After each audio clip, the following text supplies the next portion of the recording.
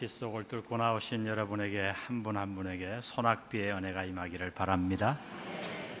우리 모두는 지금 이 자리에 신앙생활 하기 위해서 모였습니다.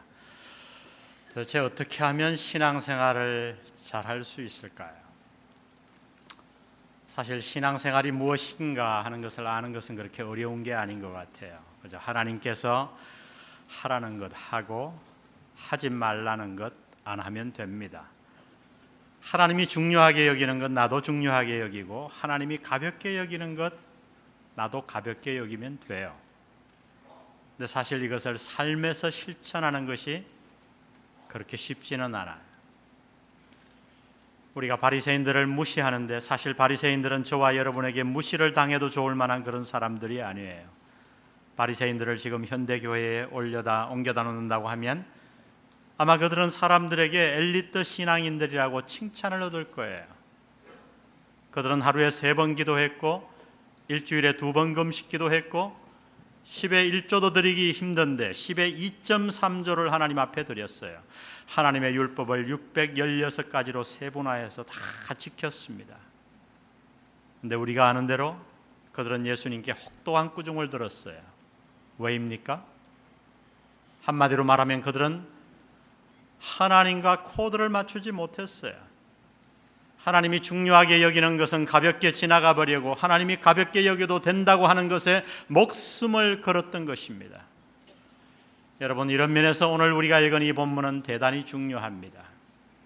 오늘 본문을 통해 예수님은 우리가 신앙생활하는 동안 진정으로 중요하게 여겨야 할 것이 무엇인가를 명백하게 말씀하고 계십니다. 오늘 주님이 말씀하신 이야기의 배경은 2000년 전 팔레스타인이에요. 경제는 바닥을 치고 세금은 천정부지로 솟아오르고 있었어요. 오늘과 같이 수입에 따라 균등하게 내는 공정한 세금이 아니었습니다. 로마 정부가 매기는 세금은 무슨 일이 있어도 다 내야 했습니다. 집을 팔아서라도, 토지를 팔아서라도. 그래서 예수님 당시에는 흉년이 들고 농사가 되지 않을 때 다 집과 토지를 팔아 세금을 내고 땅을 잃은 사람들이 많았습니다. 그 결과 인력시장이 유행했어요. 자기의 노동을 팔아 하루하루 먹고 사는 사람들 말입니다. 당시의 노동시간은 지금같이 8시간이 아니라 12시간이었지요. 아침 6시부터 해질 때 저녁 6시까지.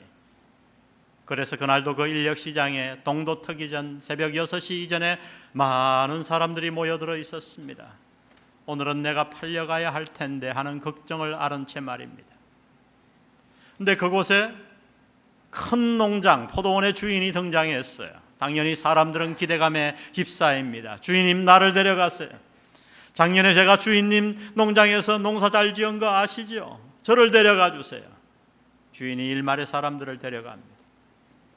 그러나 여전히 남겨져 있는 사람들은 기대감에 차 있었습니다. 왜냐하면 아침 9시에 팔려가도 종종 하루치 품삯을 주는 경우가 많았거든요. 아침 9시에 나와 주인이 사람들을 데려갑니다. 그래도 남겨진 사람들은 희망을 가질 수 있었어요. 왜냐하면 12시에 팔려가면 반나절 품삯이라도 받을 수 있었거든요. 주인이 12시에 나와 사람들을 데려가자 드디어 그 인력시장에는 암울한 기운이 들이기 시작합니다. 도대체 누가 오후 3시가 되어서 사람들을 데려간단 말입니까? 그런데 그 포도원 농장 주인이 오더니 오후 3시에 사람들을 데려갑니다. 이제 거기에는 완전히 절망이 휩싸였어요. 오후 3시 이후에 일꾼을 데리러 나오는 사람은 없었으니까요. 그런데 놀랍게도 그날 그 포도원 농장 주인은 오후 5시에 나와 사람들을 데려갑니다. 5시에 데려간 사람들은 오늘 아마 밤 야간 작업이 있나 보다 그렇게 생각하고 갔어요. 그런데 웬일입니까? 1시간밖에 일하지 않았는데 작업마장 종이 치는 거예요. 오후 6시에 모든 일꾼들을 다 주인이 모으는 겁니다. 나는 오늘 품삯을 받지 못하는 거 아닌가? 그런데 모든 일꾼들을 모아놓고 그 주인이 줄을 세우는데 거꾸로 세워요. 오후 5시, 3시, 12시, 9시, 6시. 앞에 있는 오후 5시에 있는 사람들에게 품삯을 나눠줍니다. 봉투를 받아보니 웬일입니까? 1시간밖에 일하지 않았는데 거기에 하루치 품삯이 다 들어있는 거예요. 여러분 상상해 보세요. 그 농장에 자동적으로 흥분의 물결이 퍼지지 않았겠습니까? 왜요? 저 특별히 뒤에 있는 사람들, 아침 9시와 오전 6시에 일했던 사람들, 나는 오늘 12시간을 일했으니 1시간 일한 사람이 한 데나리온을 받았으니 나는 도대체 얼마를 받을까? 12데나리온. 아직 그 2데나리온 깎아주고 10데나리온은 받겠구나. 흥분의 물결이 퍼집니다. 근데 모든 사람들이 봉투를 다 받아들고는 놀라운 반전이 일어나요. 왜냐하면 그 봉투에는 각각 모두 똑같이 몇 데나리온이 들어있었어요? 한 데나리온. 그러자 농장의 분위기는 반전됩니다. 우리가 많이 보던 모습이 재현되기 시작합니다. 노사쟁이가 일어났습니다. 현수막이 붙고 물러가라 포사장. 포사장은 포도원 주인입니다. 포사장은 1시간 일한 우리 노동자를 12시간 사람과 동등하게 취급함으로 우리 노동자를 희롱하였도다. 데모가 일어나는 거죠. 여러분, 이것이 예수님이 저와 여러분에게 들려주신 이야기의 모든 거예요.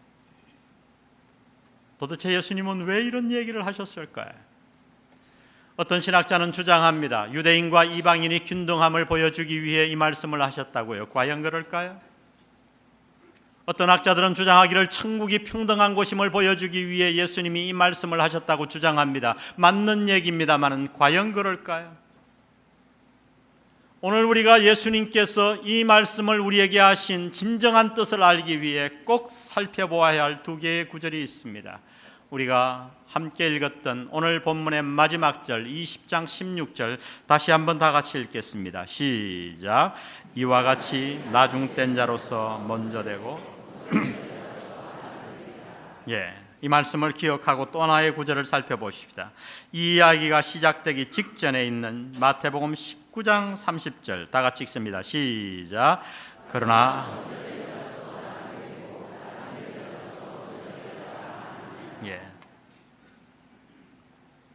오늘 신기하게도 예수님의 이야기는 바로 먼저 된 자가 나중되고 나중된 자가 먼저 되리라는 이 말씀으로 관로처럼 꽉 묶여 있어요.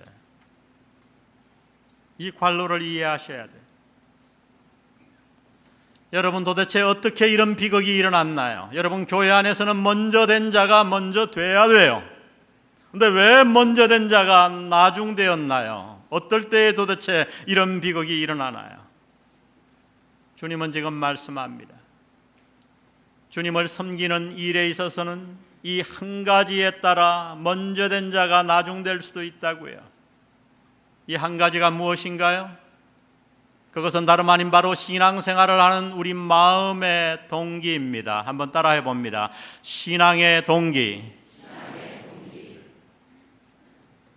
다시 말하면 어떤 동기를 가지고 신앙생활을 하는가 하는 것이에요. 여러분, 신앙생활에 있어서 참으로 중요한 것은 얼마나 열심히 했느냐보다는 어떤 마음의 동기로 했느냐가 훨씬 더 중요하다고 하는 것입니다. 여러분, 어떤 때에 먼저 된 자가 나중되는 비극이 일어날까요? 도대체 왜 먼저 된 자가 오늘 본문에서 나중되었나요? 오늘 이 사람들은 아마 새벽 일찍 나온 사람들이에요. 오늘 우리 교회로 말하면 교회의 창립 멤버이거나 굉장히 수고를 많이 한 자들일 것입니다. 그러나 오늘 예수님의 이야기에 의하면 그들은 마침내 나중되어버리고 말았습니다. 왜입니까? 우리는 그 이유를 알아야 돼요. 우리 모두는 다 예수님의 진정한 제자가 되기 위해 이 자리에 모인 줄로 믿습니다. 아마 이 가운데는 평생을 주님과 주님의 나라를 위해 수고한 분들이 많을 거예요. 그러나 주님 말씀하십니다. 이러한 우리가, 저와 여러분이 나중될 수도 있다고요. 어떨 때에 이런 일이 일어납니까? 주님은 말씀합니다. 우리가 주님을 섬기는 데 있어서 보상의식을 마음에 가지고, 물질적인 보상의식을 가지고 주님을 섬길 때에 우리에게 이런 비극이 일어난다고 말씀해 주십니다. 한번 따라하겠습니다. 보상의식. 오늘 본문에 보니까 신기하게도 먼저 온 사람들이 원망과 불평에 빠집니다. 그리고 마침내 나중되어 버려요. 왜인가요? 그들은 마음에 아침 일찍 왔지만은 보상의식에 사로잡혀 일했기 때문이라고 말씀합니다. 여러분, 성경을 읽을 때 문맥을 이해하는 것이 대단히 중요해요. 그래서 묻습니다. 여러분, 20장 앞에는 몇 장이 있지요? 모르시지요? 20장 앞에 몇 장이 있지요? 19장. 이 쉬운 걸 제가 왜 자꾸 묻겠어요? 문맥을 이해하는 것이 대단히 중요해요. 오늘 예수님이 이 말씀을 주신 대상자들이 누구인가 알아야 합니다. 무리들인가? 아니에요. 제자들이에요. 오늘로 말하면 교회에 열심히 봉사하는 자들을 예수님께서 따로 모아놓고 말씀하신 거예요. 20장 앞에 19장에 보면 오늘 예수님이 주신 이야기의 배경이 기록되어 있어요. 거기에는 부자 청년 한 사람이 등장합니다. 그가 나와 예수님께 이렇게 얘기해요. 선한 선생님이여, 내가 무슨 선한 일을 하여야 영생을 얻겠습니까? 예수님이 그를 보시고 계명들을 지키거라. 그가 대답합니다. 내가 그 계명들은 어려서부터 다 지켰습니다. 여러분, 과장이 아니에요. 그는 굉장히 열심히 신앙생활하는 사람이었어요. 그래서 예수님이 그가 너무나 사랑스러워서 그를 더 온전하게 하기 위해서, 그래, 네가 한 가지만 더 하면 정말 온전한 자가 되겠다. 가서 내 모든 재산을 다 팔아 가난한 자들에게 나눠주고 나를 따르거라. 이 청년이 부자였어요. 그래서 고민합니다. 재산과 주님 사이를 고민하다가 그는 결국 주님 따르기를 포기하고 세상으로 떠나가 버렸습니다. 여러분, 이 모습을 옆에서 가만히 지켜보던 베드로가 그동안 자기도 모든 것을 다 버리고 주님을 따랐는데 굉장히 궁금했단 말이에요. 얼굴이 그래도 체면이 있어서 못 물었는데 때는 이때다 하고 베드로가 나섭니다. 19장 27절 우리 다 같이 한번 읽습니다. 시작.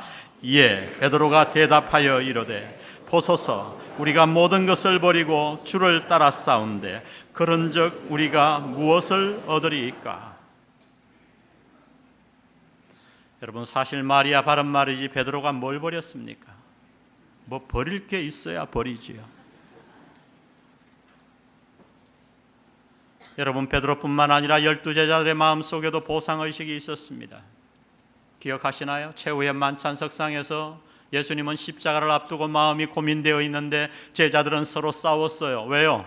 그들은 초림과 십자가의 메시아를 이해하지 못했어요. 구약에 있는 메시아 가운데 재림의 예수만 이해한 겁니다. 예수님 메시아가 이 땅에 오셔서 로마를 물리치고 이 땅에 하나님의 왕국을 세울 때에 누가 더 높은 자리를 차지할 것인가를 놓고 서로 싸웠어요.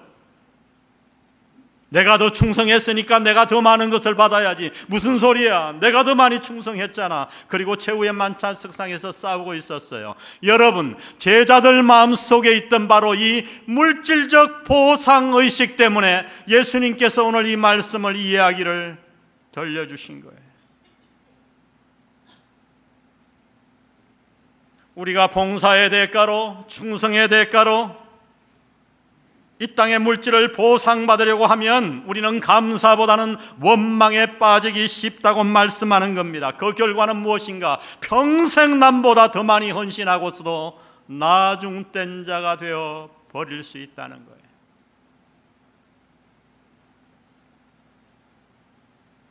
그러므로 신앙생활에 있어서는 얼마나 열심히 일했느냐보다는 어떤 마음의 자세로 일했느냐가 훨씬 더 중요합니다. 오늘 이 시간 여러분 하나님 앞에서 한번 솔직히 여러분 마음을 들여다보세요. 당신은 왜 신앙생활 하십니까? 왜 11조 드립니까? 왜 새벽부터 나와 그렇게 헌신하시나요? 혹시 이 땅에서의 건강과 자녀의 잘됨과 사업의 잘됨을 위해서인가요? 여러분, 이 땅의 축복은 하나님께서 덤으로 주시는 거예요. 그러나 성경은 말합니다. 이 땅의 물질적인 것들이 우리 신앙생활의 목표가 되어서는 안 된다고 누누이 주님은 강조하십니다. 욥기서를 보면 어느 날 사탄이 하나님 앞에 나옵니다. 근데 놀랍게도 하나님도 자랑하시더라고요. 우리가 자녀 자랑하듯이 하나님이 자랑을 하세요. 야, 너 저 동방에 다녀왔다며 동방에 분당에 가봤느냐? 욥을 만나 봤느냐? 욥 집사 얼마나 충성스럽더냐, 정직하고. 하나님이 자랑하세요. 그랬더니 사탄이 딴지를 걸어요. 아이, 하나님 그 말씀 하세요. 그런 말씀 하세요. 아니, 욥이 괜히 하나님 섬기겠습니까? 아닌 말로 사업 잘 되지요, 자녀 잘 나가지요, 건강 좋지요, 마누라 예쁘지요. 하나님이 이 땅의 물질적인 것으로 욥 집사에게 그렇게 쏟아부어 주시니 욥이 어떻게 하나님을 안 섬기겠습니까? 하나님, 저라도 섬기겠습니다. 여러분, 성경에 저라도 섬기겠습니다 이런 말 없습니다. 제가 패러프레이즈 하는 거예요. 그래? 그럼 네가 한번 시험해봐라. 그의 생명만은 건드리지 말고 할 수 있는 거 다 해봐. 여러분, 도대체 하늘에서 무슨 일이 벌어졌는지 알 길이 없는 욥에게 고난이 갑자기 들어닥칩니다. 이해할 수 없는 고난. 여러분의 일로 그 고난을 상상해 보세요. 그렇게 예쁘던 자녀 10명이 밴을 타고 여행을 갔는데 버스가 굴러서 10명이 다 죽었어요. 수백억이나 되는 그 재산이 IMF가 몰려와 주식이 휴지 조각되며 재산이 다 날아가 버립니다. 거기다 더하여 건강까지 다 잃어버립니다. 피부가 가려워 견딜 수 없는데 고칠 수 있는 병원이 아무데도 없어요. 나중에는 기왓장으로 피가 나는 곳을 긁어도 끝이 없었습니다. 여러분의 일로 상상해 보세요. 그러고 있는데 그렇게 사랑스럽고 따뜻하고 잘해주던 아내가 오더니 이렇게 얘기합니다. 야, 나 같으면 하나님 원망하고 콱 죽어버리겠다. 그리고 욥을 버리고 떠나갑니다. 남자 여러분들, 졸지 마시고 정신 차리세요. 지금 잘 때가 아닙니다.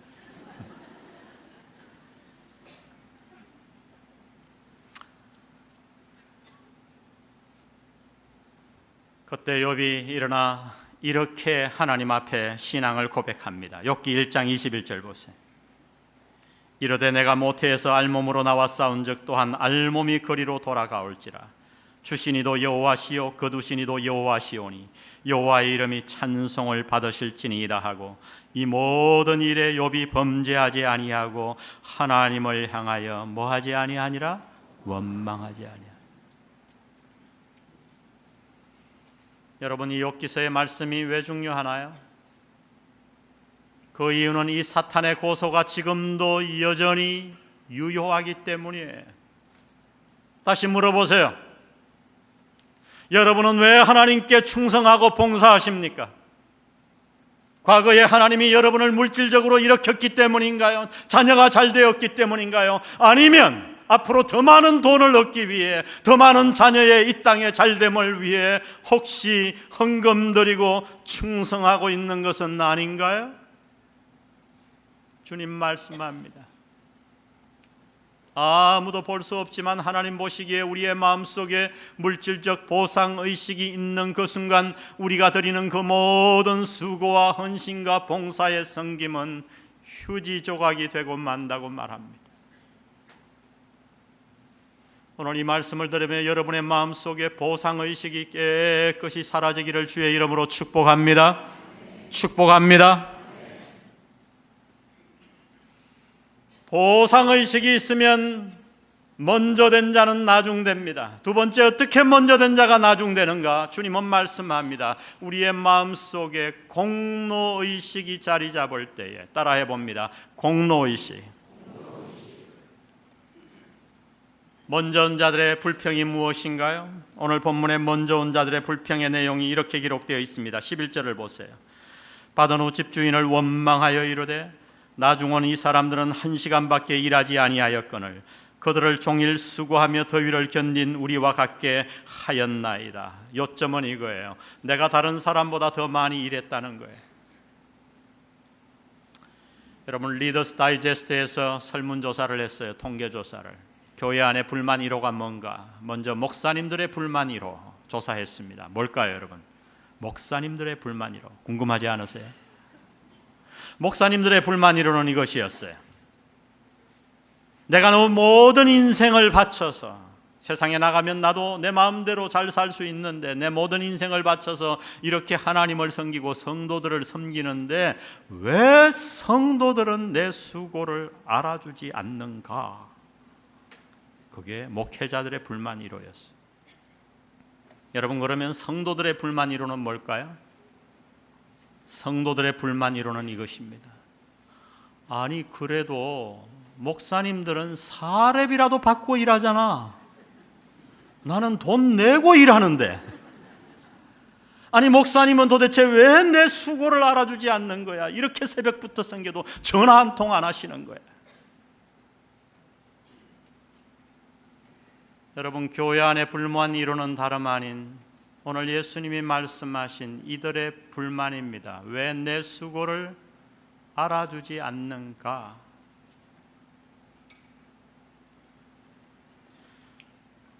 저의 은사 가운데 한 분이신 우리 달라신학교의 교수님인 진계츠 교수님은 이렇게 얘기했습니다. 한번 들어보세요. 오늘 하나님의 교회는 지도자들의 공로의식으로 서서히 무너져 내리고 있다. 개척할 때에 수고한 멤버들, 많은 액수를 헌금한 신도들, 많은 시간을 봉사하는 직분자들, 그들 마음속에 자리 잡은 공로의식이 교회를 병들게 하고 있다. 여러분, 그래요. 저는 우리 영안교회가 이제 18년이 지났어요. 만 18년이 지났어요. 신학교 졸업하고 처음으로 풀타임으로 사역했던 곳이 우리 영안교회였습니다. 50년 된 교회, 제가 3대 목회자예요. 어린 나이로 전도사로 가보니까 교회 분위기가 왜 그렇게 안 좋던지, 이대 목사님이 전쟁이 막 일어날 조짐, 제가 눈치가 빠르거든요. 여기 있다간 큰일 나겠다. 그래서 보따리 싸갖고 공부하러 떠났습니다. 미국 유학 가서 10년 공부하고 돌아와 보니 교회는 깨어져 있었어요. 담임 목사님이 개척 나가시고 어려운 상황 가운데서 제가 어떻게 그곳에 가게 되었습니다. 6년간 열심히 사역했더니 하나님이 은혜 주셔서 그 모든 어려움이 다 치유되고 6년 동안 3배 부흥이 되었어요. 제가 안식년을 6년 만에 요청했습니다. 1살 때 데리고 갔던 아들이 커서 5학년 때 이곳에 데려왔는데 그렇게 신나게 적응을 잘 못해요. 하긴 하는데 고등학교 때 보냈거든요. 혼자 두자니 마음 아파서 1년간 같이 지내겠다고 안식년을 떠났습니다. 아파트를 구하고 아침에 호수 한 바퀴, 저녁에 호수 한 바퀴, 너무 좋았어요. 성도들에게 좀 미안한 마음은 있었지만 호수를 걸으며 생각했습니다. 그래도 내가 6년 만에 3배를 부흥시켰으니 안식년 받을만 하지 뭐, 위로했어요. 안식년 받을만 하지. 그리고 호수를 걷는데 저 마음 깊이에서 아주 뾰족한 소리가 들려요. 그래, 네가 안식년 받을만 하니? 무시했어요. 근데 또 들려와요. 안식년 받을만 해? 한참을 지나서야 저는 그것이 성령님의 책망인 줄 깨달았어요. 어리석게도. 그래서 너무 마음이 궁급해서 집에 돌아갈 시간도 없이 그 호수 옆 숲속에 뛰어들어가 얼마나 울며 회개했는지. 제가 그 다음 주간에 비행기 티켓 한국에 나와 성도들 앞에 서서 제 죄를 자백하고 회개했습니다. 여러분, 저도 기도하는 목사예요. 저도 성경 말씀을 너무너무 사랑하는 목사예요. 우리 성도들이 저를 얼마나 좋아하는지 여러분 상상 못 하실 거예요. 그러나 여러분, 그런 제 마음에 나도 모르게 공로의식이 들어와 있더라고요. 내가 했다고 하는 그 공로의식, 내가 아니면 이 교회가 이렇게 부흥되었을까 하는 공로의식 말입니다. 여러분, 공로의식을 우습게 보지 마세요. 우리가 공로의식에 사로잡히는 그 순간 주님은 말씀합니다. 새벽 6시에 들어온 모든 수고와 섬김이 무효라고요. 무효라고요. 하나님은 우리의 수고를 보상하실 것인가? 예, 넘치도록 보상하실 것입니다. 하나님은 우리의 공로와 수고를 아시는가? 예, 물론입니다. 하나님 아십니다. 보상하십니다. 천국에서, 이 땅에서. 그러나 여러분, 저와 여러분이 공로의식에 사로잡히는 그 순간 우리의 수고는 아무것도 아닌 것이 되어버려요. 아무것도 아닌 것이 되어버려요. 우리는 원망과 불평에 빠질 수밖에 없는 것입니다. 오늘 이 시간 여러분의 마음속에서 보상의식과 더불어 공로의식이 깨끗이 사라지기를 주의 이름으로 축복합니다. 축복합니다. 여러분, 한국교회를 보세요. 이제 갓 믿은 새신자가 교회를 어렵게 한 적을 본 적이 있나요? 교회는 누구 때문에 어려워지나요? 수고를 가장 많이 한 목회자들과 수고를 가장 많이 한 평신도들이에요. 한국교회에서 모든 한국교회 곳곳마다 이 공로의식이 떠나가기를 기도해 주시기 바랍니다. 그러면 우리는 도대체 어떤 마음을 가지고 사역해야 하는가? 주님은 드디어 마음속에 있는 본론을 우리에게 꺼내십니다. 그것은 다름 아닌 은혜의식입니다. 따라해 봅시다. 은혜의식. 오늘 예수님의 이야기로 말씀하면 오후 5시에 들어온 자들의 마음이에요. 여러분, 왜 5시가 되도록 집에 돌아가지 않았을까요? 상상해 보세요. 아마 그에게는 절대적인 필요가 있었을 것입니다. 어쩌면 아내가 새벽에 자꾸 따라 나와요. 평상시 같지 않아요. 여보, 들어가라니까 왜 그래? 뭔가 할 얘기가 있는 듯합니다. 얘기해 보라고. 아내가 기어들어가는 목소리로 이렇게 얘기했는지도 모르겠어요. 여보, 쌀이 떨어졌어요. 평상시에 잘 일어나지도 않던 자녀가 아버지 출근 전에 일어나 주위를 빙빙 돕니다. 왜 그러니?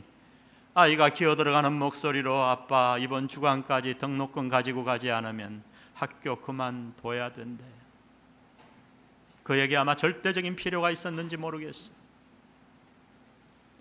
여러분, 12시까지는 기대했지만 오후 3시는 기대를 포기했어요. 3시가 넘은 누가 일꾼을 데려갑니까? 근데 왜 집에 들어가지 않았나요? 자기가 일찍 들어가면 오늘도 일 못한 아버지와 남편을 보고 실망할 가족들이 두려웠던 거예요.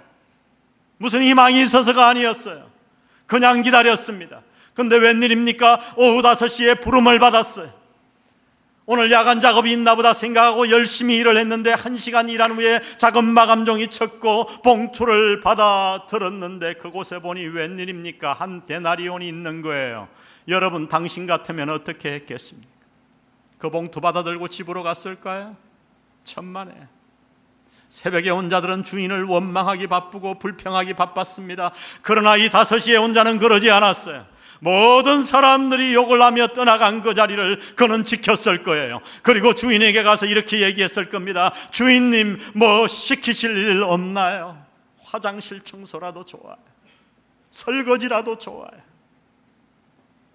여러분, 이 마음 얘기예요. 이 마음. 5시에 은혜로 부름받은 자들의 마음, 이 마음을 가지고 오늘 주님을 섬기라고 주님은 말씀하십니다. 우리 교회 키르기스탄에 선교사를 파송했기에 제가 몇 년 만에 갔어요. 아침 일찍 선교사님과 함께 오래된 차를 타고 지나갑니다. 날이 너무 시원해서 제가 창문을 열어놓고 시원하게 지나가는데 한 블럭을 돌자 웬일입니까? 수십 명의 사람들이 막 차로 달려드는 거예요. 제가 너무 놀라갖고 그 수동 창문을 막 올리면서 선교사님 왜 이래? 이 사람들 왜 이래? 아니, 목사님 안심하세요. 인력시장이에요. 차가 귀한 그 나라에서 차만 보면 나를 데려가 달라고. 오후 3시쯤 되어 볼일을 다 마치고 그 같은 장소를 돌아오는데 그 풍경에 저는 충격을 받았습니다. 아침의 풍경과 어떻게 그렇게 다를 수가 있나요? 여전히 사람들은 있었어요. 아침에는 팔팔 살아있는 생선과 같이 활기가 있던 그곳이 절망과 적적함으로 물들어 있었습니다. 저 멀리 체념한 얼굴로 나무에 기대어 하늘을 쳐다보는 사람들, 어떤 사람들은 땅에 아예 드러누워 있었습니다. 저는 난생 처음 인력시장을 봤어요. 여러분, 이 설교는 그때 만들어진 거예요. 저는 인력시장을 몰랐어요. 이 말씀의 뜻을 몰랐어요. 그 사람들은 그렇게 팔려가면 하루에 얼마를 받는가? $2, 2,000원을 받습니다.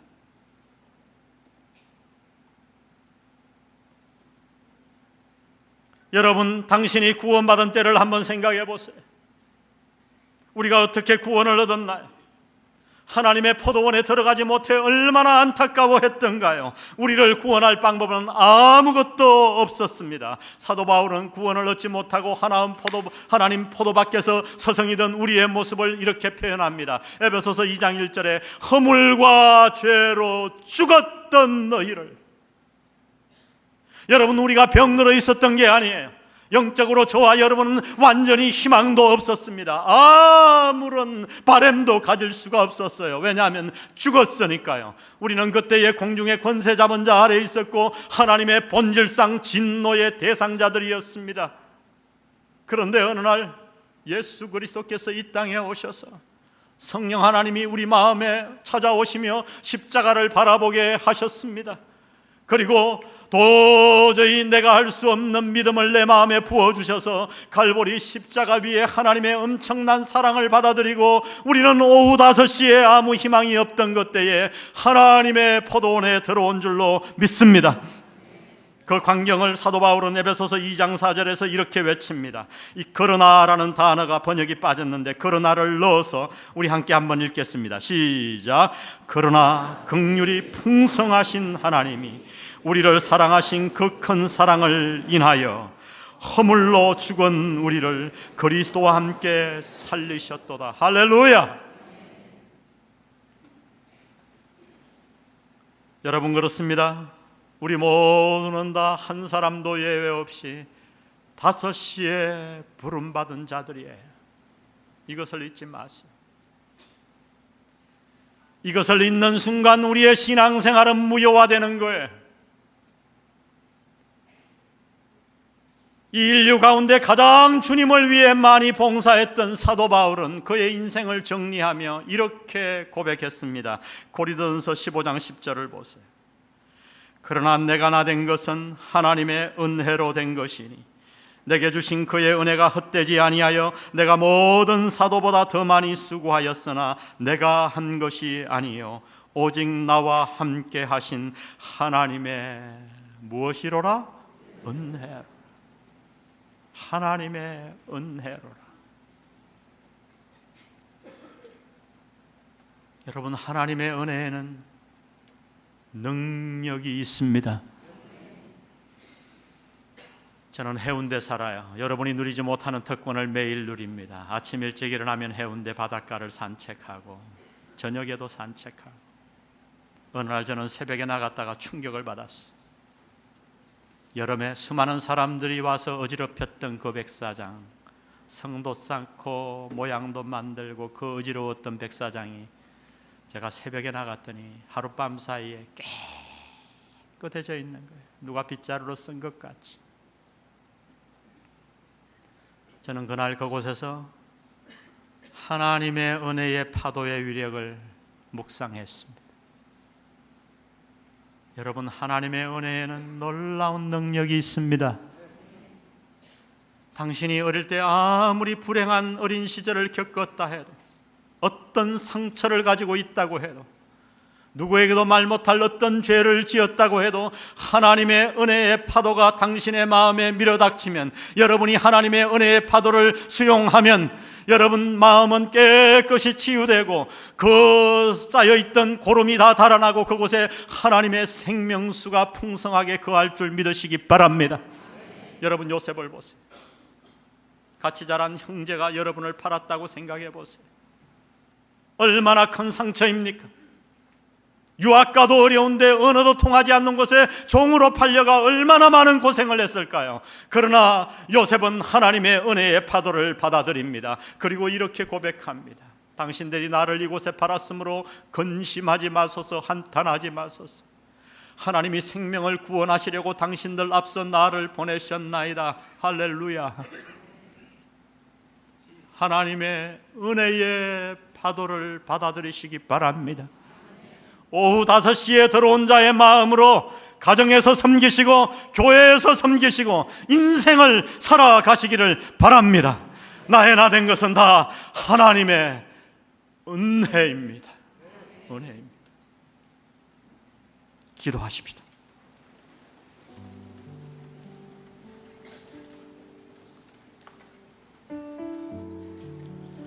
우리 한 2, 3분간 조용히 기도하고 이곳을 떠나겠습니다.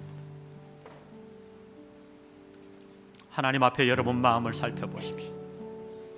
혹시 나도 모르게 잘못된 보상의식과 공로의식이 스며들어 있습니까? 주 앞에 내놓으세요. 성령의 불로 태워달라고 간구하십시오. 그리고 주께 간구하십시오.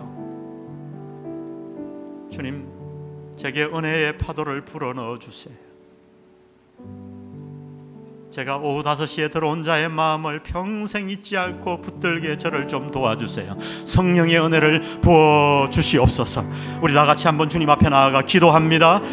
하나님 아버지, 이 말씀 붙들고 기도합니다. 오 아버지 하나님, 우리의 물질적인 보상의식과 하나님 아버지 뜨거운 역사를 주께서 보시길 원합니다. 공로의식이 우리 마음에 있었던 것을 안시나 하나님 아버지 불쌍히 여기시고, 오늘 여기 예배드리는 모든 성도들의 마음속에 보상의식과 공로의식이 깨끗이 사라지게 도와주옵소서.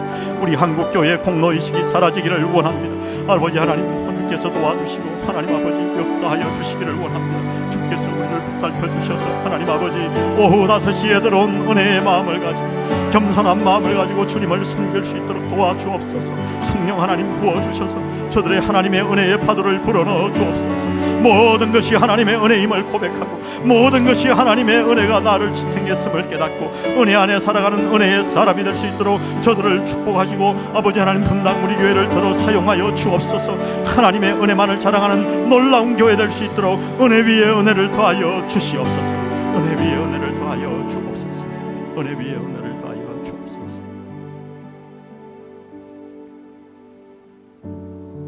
우리 오늘 말씀 생각하며 자리에서 한번 다 같이 일어나겠습니다. 우리 찬양할 때 나를 지으신 이가 하나님의 은혜를 찬양하십시다. 나를 지으신 이가 하나님,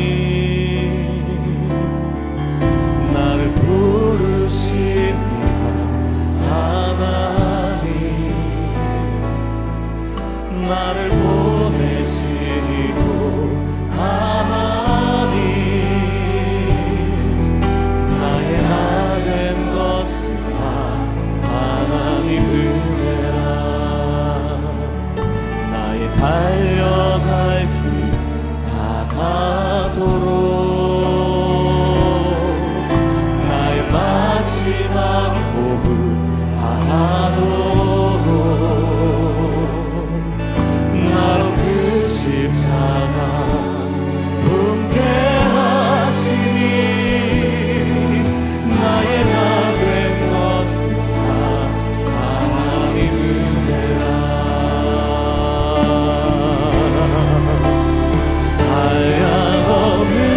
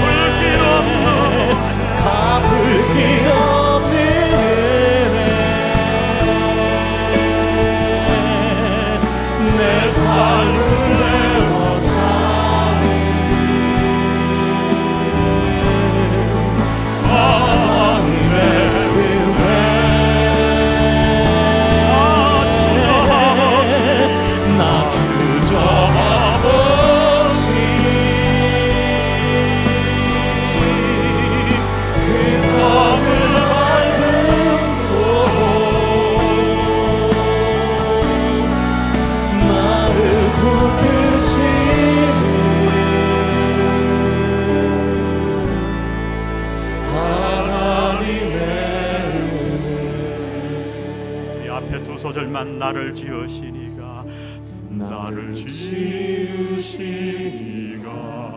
하나님